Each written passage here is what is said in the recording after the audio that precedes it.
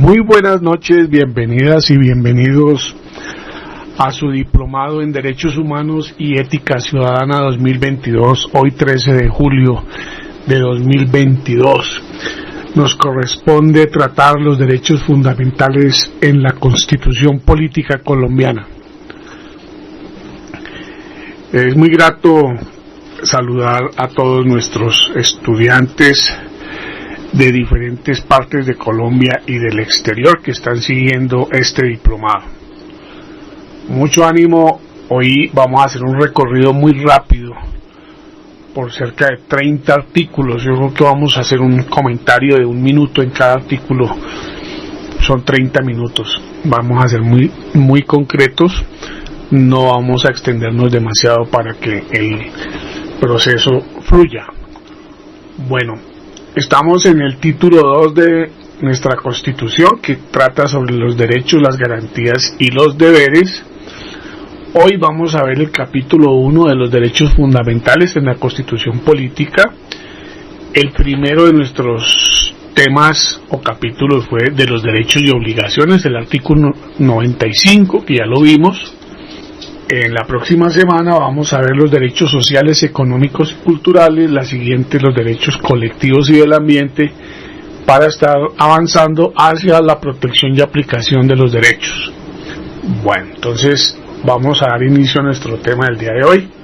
Los derechos fundamentales, como ya dijimos, en la Constitución van del artículo 11 al artículo 41, son 30 artículos. Los derechos, libertades, prohibiciones y condiciones mínimas son del artículo 11 al 27. Los derechos procesales o judiciales van del 28 al 36 y los derechos políticos de reunión y asociación van del 37 al artículo 41. A su vez, los derechos, libertades, prohibiciones y condiciones mínimas están divididos en derechos, que son el artículo 11, 13, 14, 15, 16 y 21, las libertades, que son el artículo 18, 19, 20, 24, 26 y 27, prohibiciones, el artículo 12 y el artículo 17, y condiciones mínimas, los artículos 22, 23 y 25. Esta división tiene más carácter pedagógico. No esperamos con esta división estar instaurando o justificando o sustentando desde el punto de vista académico una división de los derechos que existen en nuestra Constitución. Los derechos fundamentales son muy importantes porque a ellos se les aplica el derecho de acción de tutela. Son contra estos derechos más otros que no están aquí, pero que más adelante los vamos a ver, los que permiten activar ese mecanismo de protección que se llama la acción de tutela. Bueno, entonces vamos a dar inicio ahora sí al estudio de nuestros derechos. Vamos a empezar por los derechos y vamos a empezar por el derecho a la vida.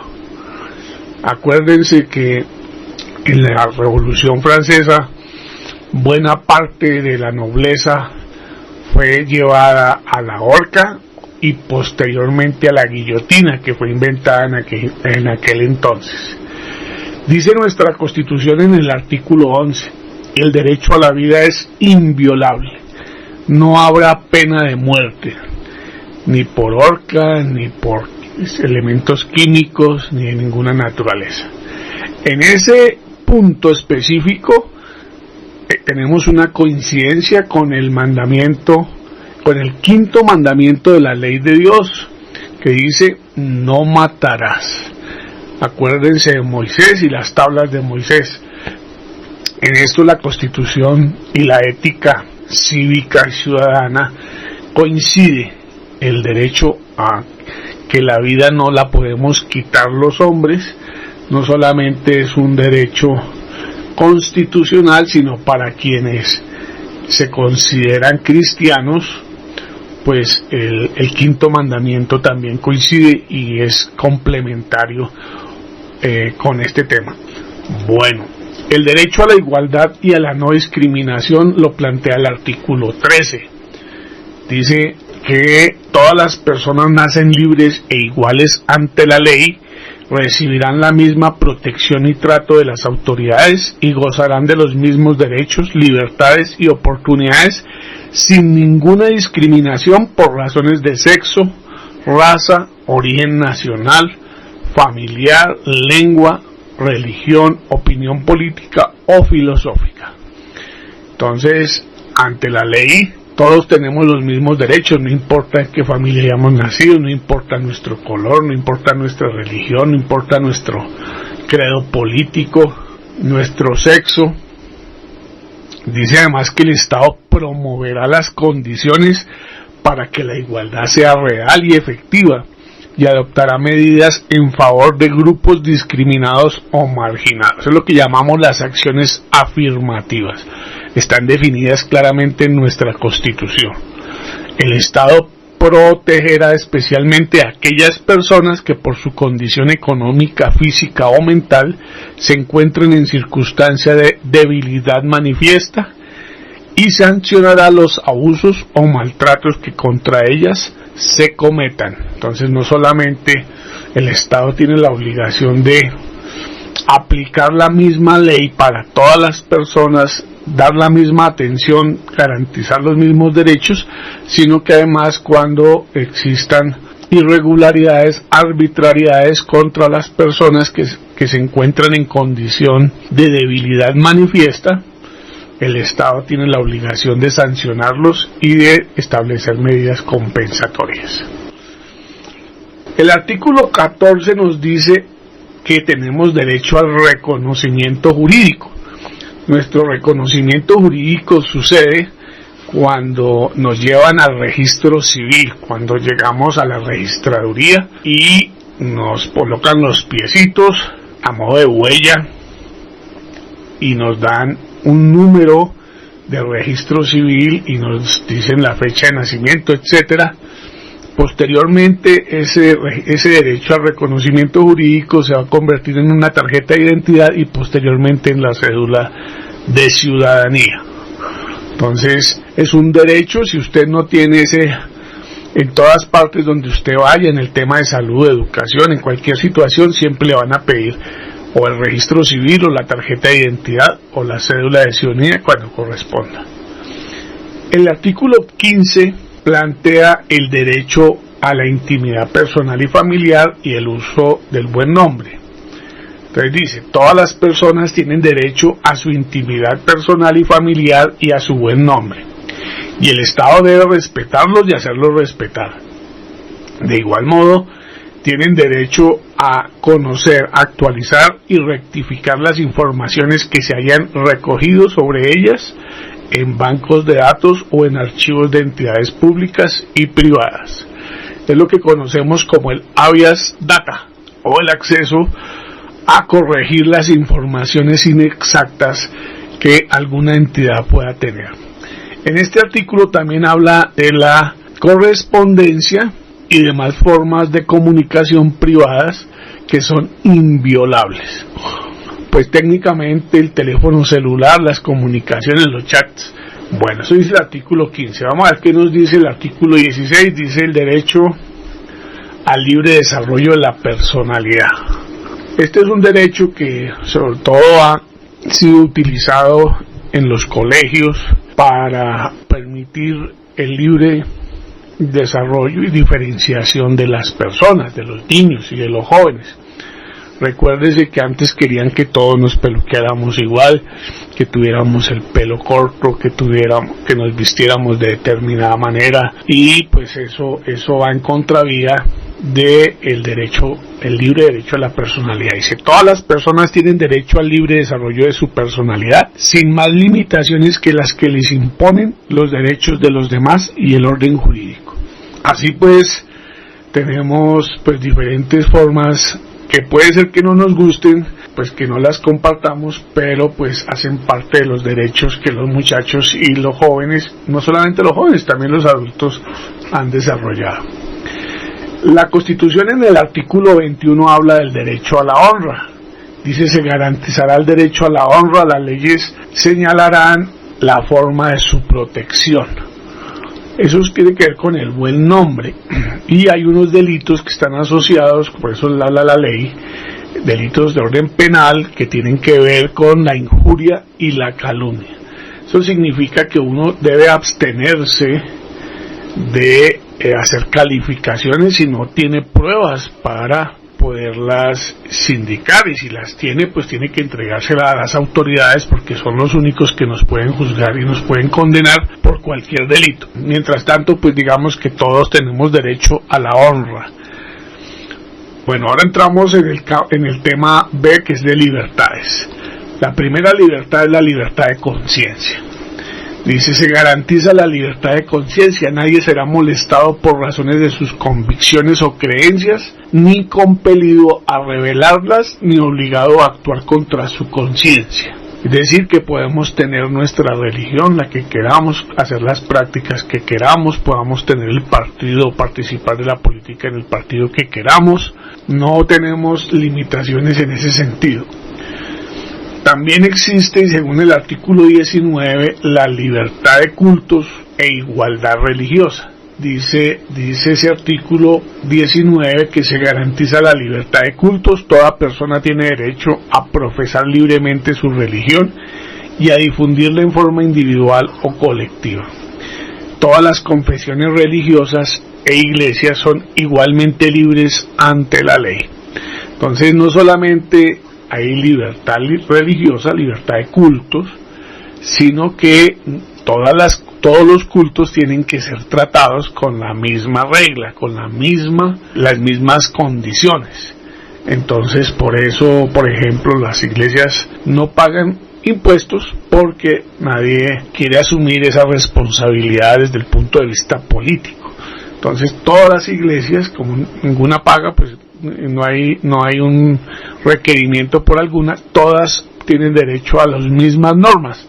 Entonces, por eso en Colombia las iglesias, primero hay libertad para fundar iglesias, y segundo, pues todas tienen las mismas garantías, tienen que tener las mismas garantías.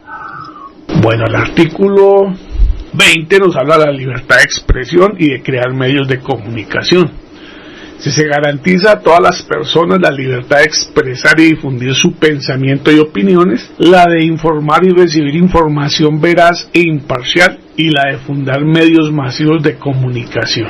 Estos son libres y tienen responsabilidad social. Se garantiza el derecho a la rectificación en condiciones de equidad y no habrá censura. Es decir, que los gobiernos no pueden censurar a los medios desde ninguna perspectiva. Dice el artículo 24 que tenemos libertad de circulación por el territorio nacional y para salir de él. Dice, todo colombiano, con las limitaciones que establezca la ley, tiene derecho a circular libremente por el territorio nacional, a entrar y salir de él y residenciarse en Colombia. Todos somos nacionales colombianos, residentes en Colombia, pero podemos movernos por diferentes partes del país, y a su vez pues podemos también salir del país si así lo decidimos y regresar cuando queramos. Una cosa es tener la libertad de movilizarse y otra cosa es que lo desplacen, como pasa con muchos de nuestros campesinos que los han sacado forzadamente de sus territorios y han tenido que desplazarse. Lo mismo pasa con los migrantes que, especialmente de nuestro hermano país de Venezuela, han tenido que salir de ese país por las condiciones socioeconómicas y por aquí pasan y tienen derecho a la libertad de circulación y obviamente a la garantía de todos sus derechos que están contemplados en la Constitución Política para los colombianos y para todos los que pasen por aquí. Dice el artículo 26 que tenemos libertad de escoger profesión u oficio. Este es un tema muy importante porque cada vez cobra más vigencia. Hace algunas décadas pues no había mucha movilidad. Si yo nacía en una familia de agricultores, lo más seguro es que yo fuera agricultor. Si yo nacía en una familia de artesanos de la madera, lo más seguro era que yo iba a ser artesano de la madera. Hoy la Constitución en su artículo 26 nos dice: toda persona es libre de escoger profesión u oficio. La ley podrá exigir títulos de idoneidad. Las autoridades competentes inspeccionarán y vigilarán el ejercicio de las profesiones. Las ocupaciones, artes y oficios que no exijan formación académica son de libre ejercicio, salvo aquellas que impliquen un riesgo social. Entonces, pues hay libertad para acceder a los diferentes oficios y ocupaciones, y hay unas que para poderlas ejercer se exigen títulos de idoneidad, es decir, hay que ir a una universidad, hay que ir a un instituto para poder ejercer esas profesiones, por ejemplo la de médico, por ejemplo la de abogado, la de economista. Bueno, cada una de esas tiene una reglamentación y dice que esas profesiones legalmente reconocidas pueden organizarse en colegios profesionales. Entonces es muy importante ese derecho establecido en nuestra Constitución. Existe libertad de enseñanza, de aprendizaje, investigación y cátedra. Son muy importantes porque cualquier partido, cualquier iglesia, cualquier organización puede establecer un proyecto educativo y pues presentarlo a las autoridades educativas para los casos que se requiera, y pueden tener una institución educativa de acuerdo a sus características y al enfoque, a la filosofía que se requiera. También existe la libertad de aprendizaje. Cada vez más las personas accediendo al internet por vía del teléfono celular, por diferentes medios, tienen acceso a diferentes formas de aprendizaje y de conocimiento, y por consiguiente hay libertad de aprendizaje. Lo mismo que libertad de investigación, y para nosotros los profesores existe libertad de cátedra, que consiste en tener autonomía para expresar de la manera que nosotros consideramos, según nuestro leal saber y entender, cada una de las asignaturas y áreas que nos corresponde enseñar de acuerdo con la legislación que está definida, especialmente los planes mínimos en el caso del bachillerato y la primaria. Bueno, hasta aquí entonces estaban los derechos, las libertades. Vamos a entrar a las prohibiciones. Entonces, el artículo 12 nos dice que nadie será sometido a desaparición forzada, a torturas ni a tratos o penas crueles, inhumanos o degradantes. Es esencial que el Estado garantice que nadie será desaparecido, torturado, ni que será tratado con penas crueles, inhumanas y degradantes. Mucho menos el Estado, mucho menos van a incurrir los Estados en este tipo de comportamientos, primero porque hay unas convenciones internacionales que los prohíben, y segundo porque pues esa es su misión, cumplir y respetar los derechos humanos. En Colombia hay una gran cantidad de desaparecidos durante todo este proceso de la guerra, del conflicto que hemos tenido, y pues ese es uno de los delitos de lesa humanidad que no prescribe nunca, y que pues es el de los más dolorosos que existen, porque las personas no pueden hacer el duelo por sus seres que han fallecido, porque no los encuentran, no saben si fallecieron o no fallecieron. Está prohibida la tortura, no se permite ningún tipo de confesión o de información judicial que haya sido producto de este flagelo. Y pues obviamente los estados comprometidos con la defensa y garantía de los derechos humanos, ninguno de sus agentes podrá lícitamente, válidamente, legalmente utilizar este tipo de procedimientos inhumanos, crueles y degradantes. Entonces todas las autoridades tienen la prohibición de la desaparición, de la tortura, de los tratos crueles, inhumanos y degradantes. Igualmente dice el artículo 17 que se prohíbe la esclavitud, la servidumbre y la trata de seres humanos en todas sus formas. Recuérdese que después de la independencia pues se prohíbe la esclavitud en el territorio colombiano y se liberan a los esclavos que habían llegado del África en calidad de secuestrados, de esclavizados por la fuerza. Pero también dice que se prohíbe la servidumbre. Es decir, que en Colombia no se puede tener personas si no está trabajando, si no a través de un mecanismo que puede ser el salario, la compensación de cosas, pero no puede haber servidumbre ni puede utilizarse a personas sin pagarles su remuneración, una remuneración justa. En Colombia uno de los derechos es el derecho al trabajo. Entonces aquí cada quien que trabaje tendrá derecho a una remuneración, no habrá esclavitud, no habrá servidumbre, ni habrá trata de personas. También un flagelo importante hoy pues es el tema de las personas que son engañadas especialmente para salir del país y que las llevan y las esclavizan, las mantienen sometidas y las utilizan para trabajos forzados o para servicios sexuales en diferentes partes del mundo. Hay que tener cuidado con ese tipo de situaciones, lo mismo que el trabajo infantil hoy es considerado también como una forma de trata de personas en muchos casos.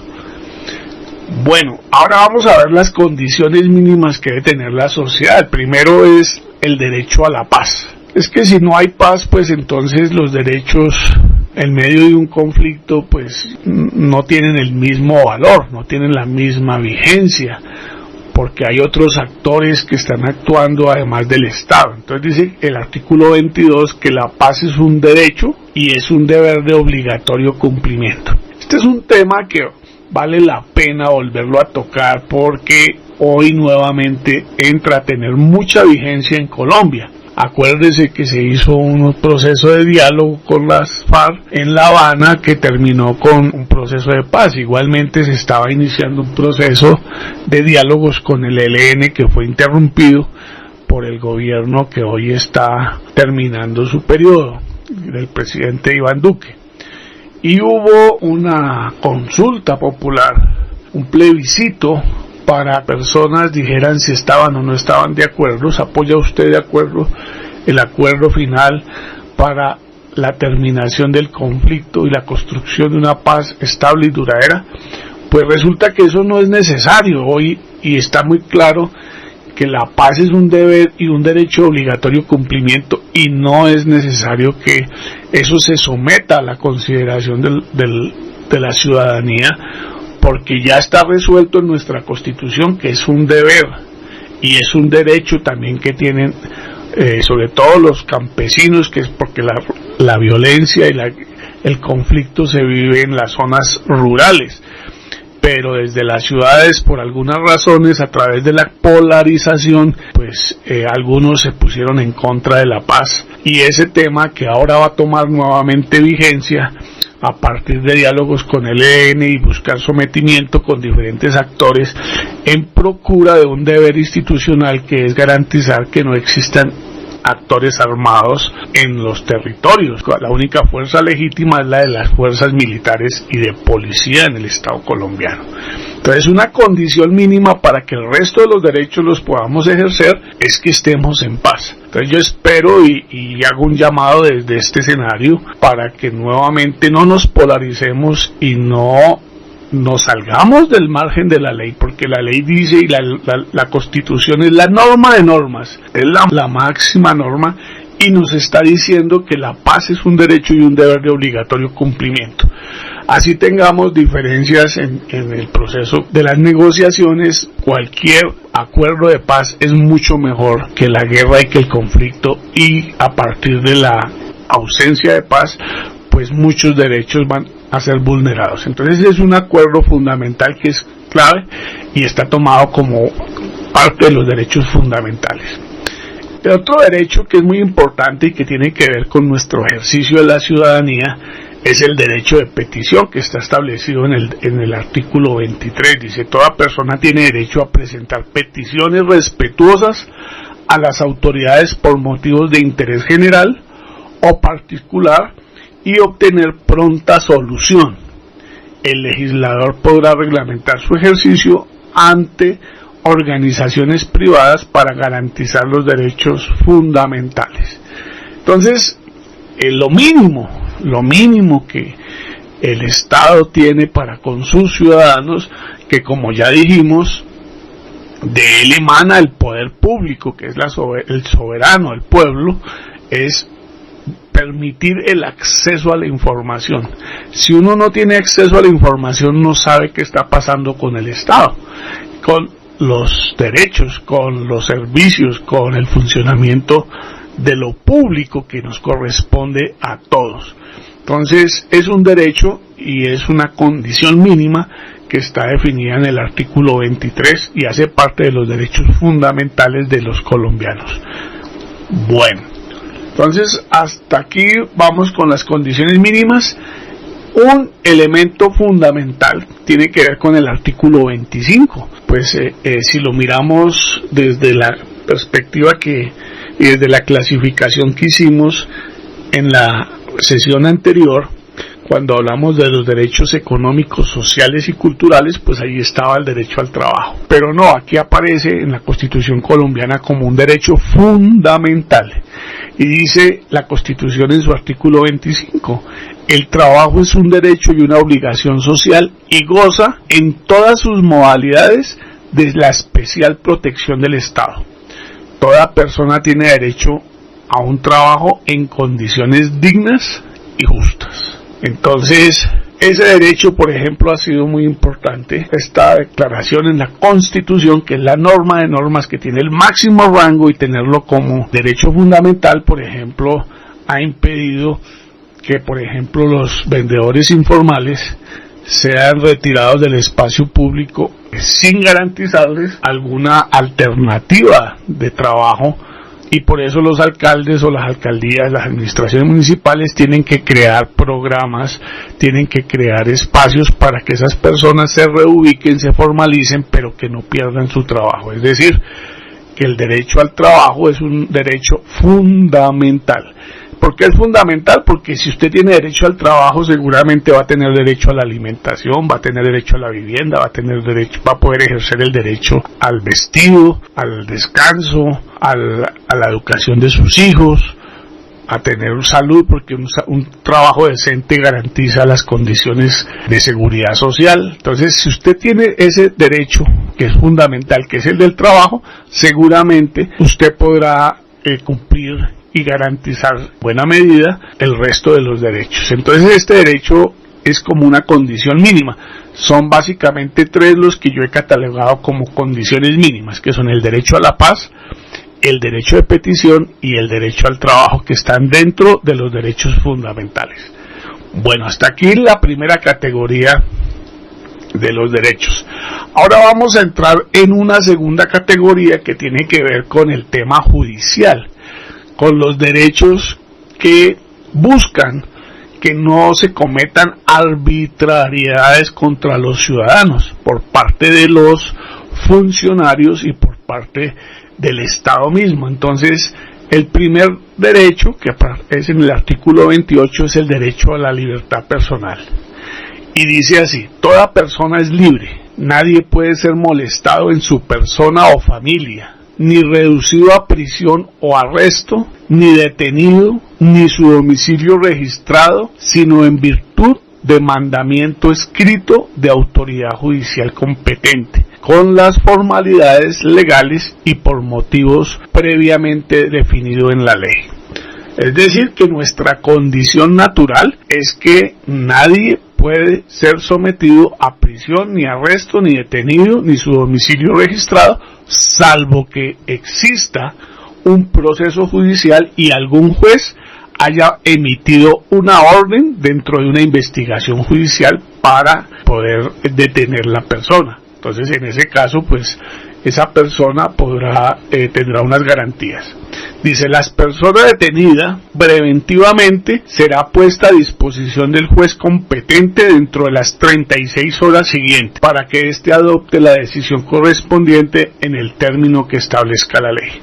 Entonces, a usted lo pueden detener porque hay una orden judicial, porque lo están investigando a usted por la comisión de un delito, pero por ningún motivo después de 36 horas lo pueden tener detenido sin que esté a órdenes de un juez, que es el que determina si efectivamente hay algo contra usted y define si hay una detención preventiva o no. En ningún caso podrá haber detención, prisión ni arresto por deudas, ni penas y medidas de seguridad imprescriptibles. Imprescriptibles es que no caducan en el tiempo. Entonces a usted cualquier situación que se le defina tiene que definírsele en el tiempo. Fue privado de la libertad, pero no puede ser privado de la libertad de manera indefinida. Fue privado de la libertad por 10 meses, por 50 meses, por 70 meses. Y segundo, aquí no hay penas de privación de la libertad o detención por deudas. Los temas de deudas son del Código Civil, no son del Código Penal. Entonces es importante que tengan presente ese tema. El artículo 29 habla del debido proceso. Hay unas formalidades que debe tener todo proceso judicial y la primera es que si a mí me van a investigar o me van a juzgar, tienen que hacerlo sobre una ley que ya existiera. No puede ser sobre una ley que empezó a regir después de que yo cometí alguna situación. Tiene que ser una ley preexistente. Y dice el artículo 29, el debido proceso se aplicará a toda clase de actuaciones judiciales y administrativas. Nadie podrá ser juzgado sino conforme a leyes preexistentes, al acto que se le imputa, ante juez o tribunal competente y con observancia de la plenitud de las formas propias de cada juicio. Toda persona se presume inocente mientras no haya sido declarada judicialmente culpable. Es lo que se conoce con el nombre de la presunción de inocencia. Quien sea sindicado tiene derecho a la defensa y a la asistencia de un abogado. Acuérdense que cuando vimos los órganos de control y vimos la Procuraduría y vimos la Defensoría del Pueblo, una de las funciones de la Defensoría del Pueblo es nombrar los defensores públicos. Si usted no tiene con qué pagarse un abogado, el Estado tiene que suministrarle un abogado para que lo oriente y lo asesore en el trámite de un juicio en el cual lo estén acusando de algún delito. Quien sea sindicado tiene derecho a la defensa y a la asistencia de un abogado escogido por él o de oficio durante la investigación y el juzgamiento, a un debido proceso público sin dilaciones injustificadas, a presentar pruebas y a controvertir las que se alleguen en su contra, a impugnar la sentencia condenatoria y a no ser juzgado 2 veces por el mismo hecho. Entonces no me pueden juzgar sino una vez por los mismos hechos. Y segundo, si a mí me condenan, pues tengo derecho a la apelación. El artículo 30 habla del derecho del habeas corpus o de la detención arbitraria y dice de la siguiente manera: quien estuviere privado de su libertad y creyera estarlo ilegalmente, tiene derecho a invocar ante cualquier autoridad judicial en todo tiempo, por sí o por interpuesta persona, el habeas corpus, el cual debe resolverse en el término de 36 horas. Si a mí me detienen y no hay unos cargos específicos, no hay una acusación específica que haga un fiscal o que haga alguien en contra mía, tienen que dejarme libre. Bueno, dice el artículo 31, toda sentencia judicial podrá ser apelada o consultada salvo las excepciones que consagra la ley. Ya lo vimos cuando vimos la rama judicial. Dijimos que los únicos que nos pueden juzgar son los jueces, pero dijimos que si a mí me condena un juez en un municipio o en cualquier ciudad, pues yo tengo derecho a que me revisen mi caso. Eso se llama apelar. De pronto no tuvieron en cuenta algunas pruebas, yo puedo mostrar nuevas circunstancias que no fueron involucradas en el proceso que demuestran mi inocencia. Si yo fui condenado por un juez municipal, yo puedo apelar ante el tribunal departamental. En ese tribunal pues tienen que volver a mirar las pruebas que yo estoy aportando y eso se llama apelación y el tribunal va a decir si me ratifica la condena o me va a absolver. Puede decir, no, sí señor, el señor Galvis estaba injustamente condenado porque aquí están las pruebas de que él no cometió ese delito. Pero si vuelve y me condena, también yo tengo derecho por última vez a una tercera instancia que dijimos que era la Corte Suprema de Justicia, que es la última instancia en la figura de casación. Entonces toda sentencia judicial podrá ser apelada o consultada. Es un derecho que tenemos las personas a que se nos revise nuestra situación cuando nos han privado de la libertad o nos han condenado y nosotros consideramos que es injusto. Dice que la aprehensión del delincuente en flagrancia Dice, el delincuente sorprendido en flagrancia podrá ser aprehendido y llevado ante un juez por cualquier persona. Ese es el único caso en que los particulares podemos intervenir de manera lícita. Si logramos reducir a alguien en el momento en que está cometiendo el delito, se llama flagrancia. Podrá ser aprehendido y llevado ante un juez por cualquier persona. Si los agentes de la autoridad lo persiguen y se refugiase en su propio domicilio, podrán penetrar en él para el acto de aprehensión. Si se acogiere a domicilio ajeno, deberá preceder requerimiento al morador. Es decir, que si hay una persona que está huyendo de la autoridad, en este caso de la policía, y entra a su casa, la policía puede ingresar a la casa para hacer la captura. Pero si esa persona ingresa a una casa ajena, a un domicilio ajeno, entonces para que los policías puedan ingresar deberán pedir primero permiso al morador antes de ingresar. No están autorizados para hacerlo. Bueno, dice otra garantía, dice el artículo 33. Nadie podrá ser obligado a declarar contra sí mismo o contra su cónyuge, compañero permanente o parientes dentro del 4º grado de consanguinidad, 2º de afinidad o 1º civil. ¿Qué significa eso? Yo no estoy obligado a declarar contra mí. Por el contrario, yo tengo que defenderme. Pero tampoco estoy obligado a declarar en contra de mi pareja, o de mi hijo, o de mi padre, o de mi madre, o de mi tío. Ni tampoco contra mi esposa, que es el 1er grado civil, el primer nivel a nivel civil. Entonces, es un derecho que tenemos. Yo me puedo abstener de declarar contra las personas más cercanas, en este caso los familiares. Mire que aquí hay un tema muy interesante, el artículo 34. Se prohíben las penas de destierro, prisión perpetua y confiscación. Entonces dice el artículo 34, se prohíben las penas de destierro, prisión perpetua y confiscación. No obstante, por sentencia judicial se declarará extinción de dominio sobre los bienes adquiridos mediante enriquecimiento ilícito en perjuicio del tesoro público y con grave deterioro de la moral social. Este es un tema muy importante. Primero, las penas de destierro. Es que ustedes se acuerdan que, por ejemplo, Antonio Nariño, cuando estuvimos mirando lo de los derechos del hombre y el ciudadano, Antonio Nariño lo condenaron a prisión en el África y lo condenaron a la pena de destierro. Es decir, que no puede volver a su territorio, a su país. Eso está prohibido. Igualmente la prisión perpetua. No puede haber ninguna sentencia ni ninguna privación de la libertad que no sea por un tiempo determinado. Pero también habla de que está prohibida la confiscación. Y acuérdense que en el proceso electoral pasado, hasta un candidato le tocó ir a una notaría para decir que él no iba a hacer expropiaciones. Pues esa declaración ante la notaría es absolutamente innecesaria y lo único que demuestra es que no conocemos la Constitución, porque está prohibida la confiscación. Entonces no lo puede hacer ningún funcionario, mucho menos el presidente, que lo primero que tiene que hacer es respetar la Constitución y la ley. Entonces, pues son temas que vale la pena tenerlos presentes para que no cometamos ese tipo de irregularidades.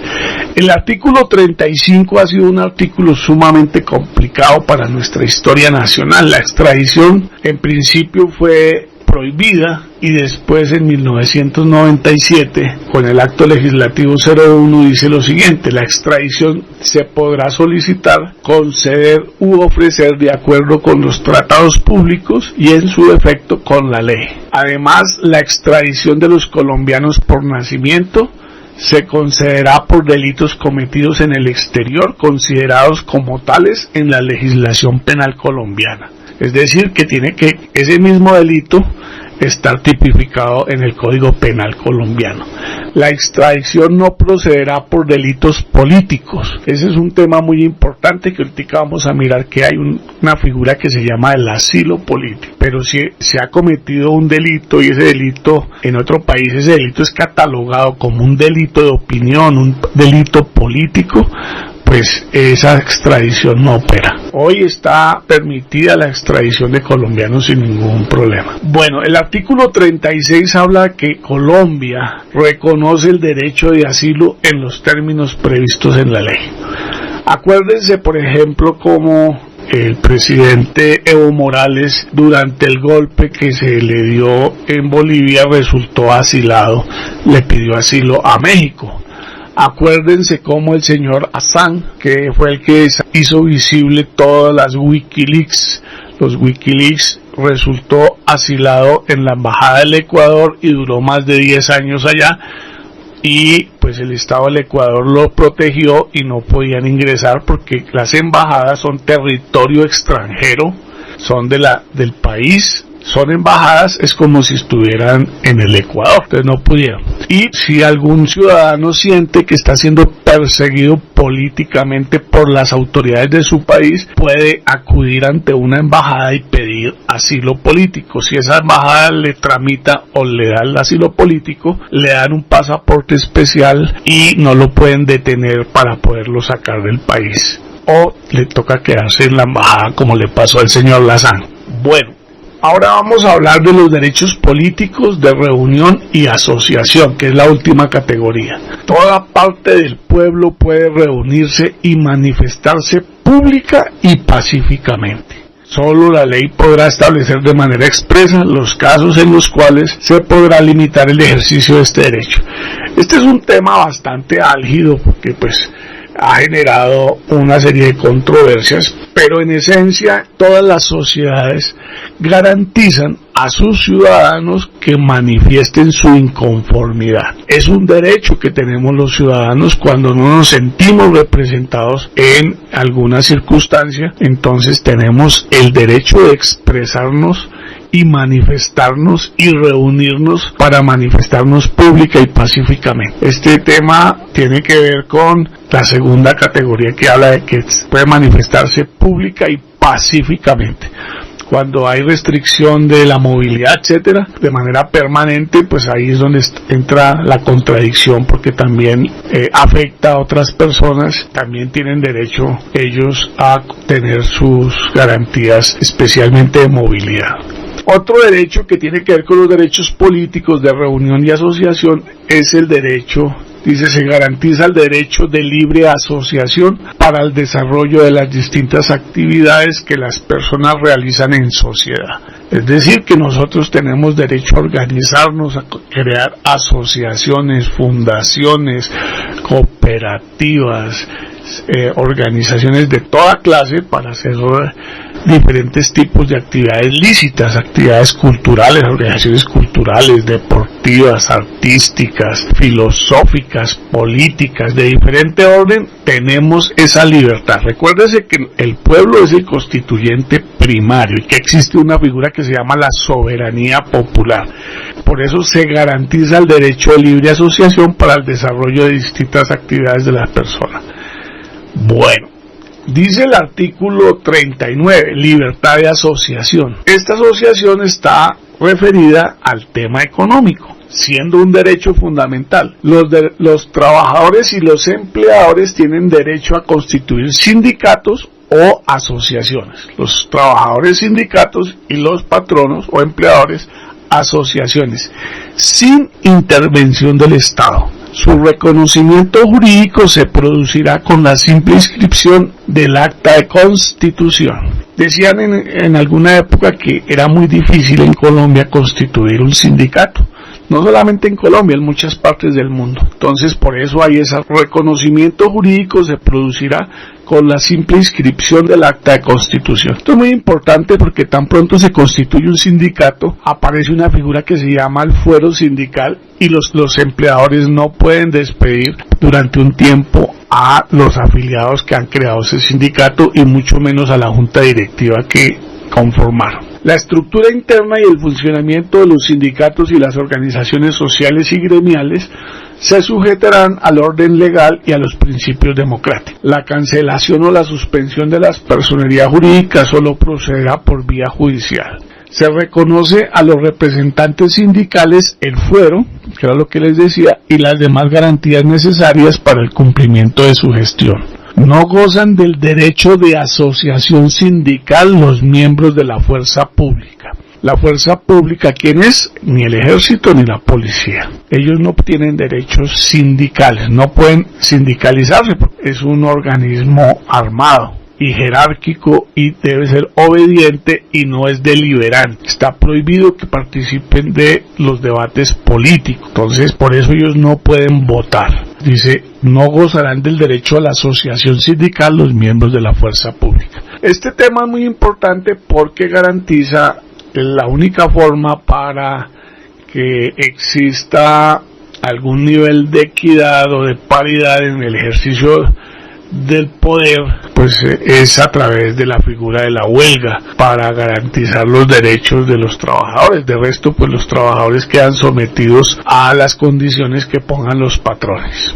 Dentro de los derechos políticos está el derecho a participar en la conformación y ejercicio del poder político.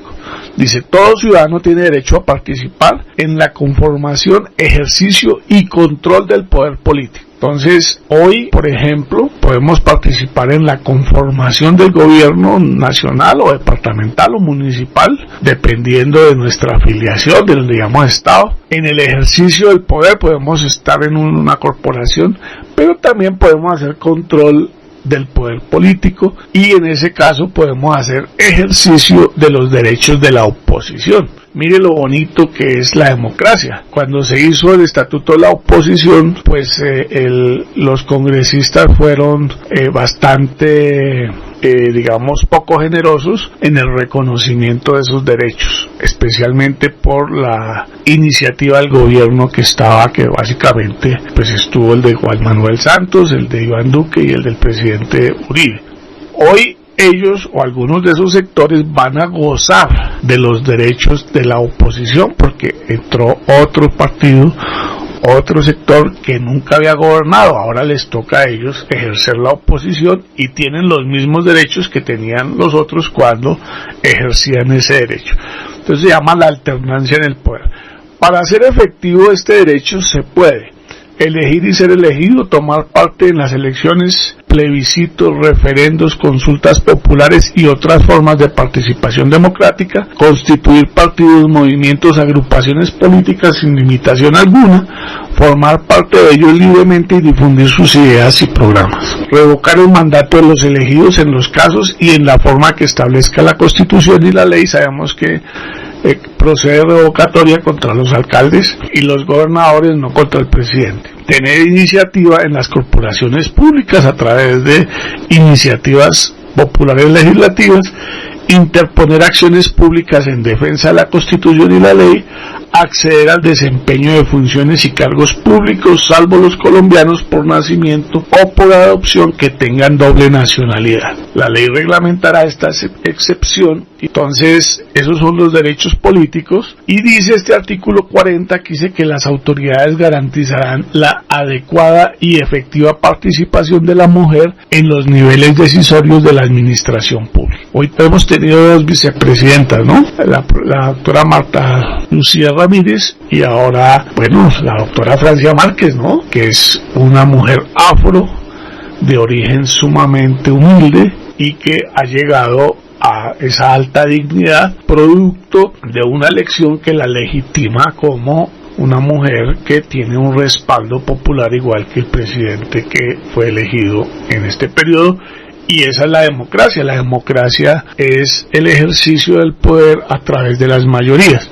No importa si las mayorías son el 1, el 2, el 3, el 5, el 10 o el 20%, pues respetamos ese proceso y pues le corresponde ahora gobernar. Entonces hay que tener equidad en ese tema de equidad de género. Bueno, ese es un tema complejo. Yo preferiría que a las mujeres las dejáramos gobernar por lo menos unos 100 o 200 años, ya que nosotros los hombres hemos gobernado ya varios milenios. Entonces, lo más equitativo sería eso, pero bueno, por lo menos con la paridad, es decir, que hayan igual hombres, igual mujeres, ya sería un avance importante. Las mujeres han venido haciendo una lucha muy eficiente, muy efectiva frente al ejercicio de sus derechos.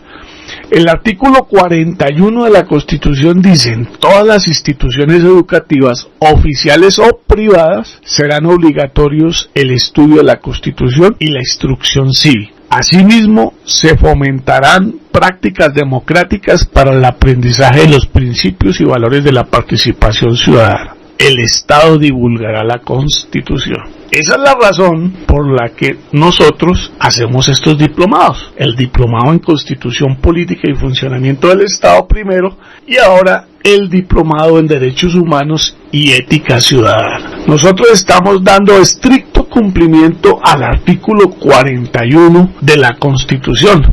Alguien me decía, pero es raro que se hagan esos diplomados, ¿será que ustedes están haciendo política con ese tema? Y yo quiero decirles que estamos cumpliendo lo que la Constitución nos plantea como obligatorios. Dice: en todas las instituciones de educaciones oficiales o privadas serán obligatorios el estudio de la Constitución y la instrucción cívica. Entonces, por eso estos diplomados tienen ese carácter, porque estamos cumpliendo con ese propósito. Adicionalmente lo hacemos no solamente para nuestros estudiantes y nuestros egresados, sino para todo el que lo quiera hacer. Bueno, hemos terminado estos 30 artículos que hacen parte de los derechos fundamentales. Espero que, pues es un tema muy denso, muy abstracto, pero espero haberlo hecho de la manera más fácil y más sencilla. La próxima vez hablaremos sobre los derechos económicos, sociales y culturales en la Constitución Política, que ya son derechos que tienen que ver con las condiciones sociales, económicas y culturales que garanticen la vida digna de las personas, porque cuando hablamos de derechos humanos hablamos de la dignidad de la persona. Son aquellas condiciones, aquellos requerimientos, aquellas situaciones que son indispensables para que las personas podamos vivir en dignidad, con dignidad. Espero que hayan reflexionado mucho sobre este tema de los derechos fundamentales. Estos derechos son sumamente importantes porque todos los derechos fundamentales están protegidos o se puede interponer un recurso cuando haya peligro de que van a ser violados, que se llama la acción de tutela. Eso lo vamos a ver cuando miremos las medidas de protección de derechos y garantía de derechos. Entonces, una de ellas es la acción de tutela. Espero que nos veamos dentro de 8 días a esta misma hora. Quiero felicitar allá a los que terminaron su diplomado y presentaron su ensayo. Ya hicimos la primera promoción de una bachiller. Cumplió con el requisito de haber realizado el diplomado en Constitución Política. Se realizó este sábado pasado y pues ya estamos con todas las formalidades para expedir los diplomas y los certificados de cada uno de los diplomados. Feliz semana, nos vemos dentro de 8 días. Muchas gracias.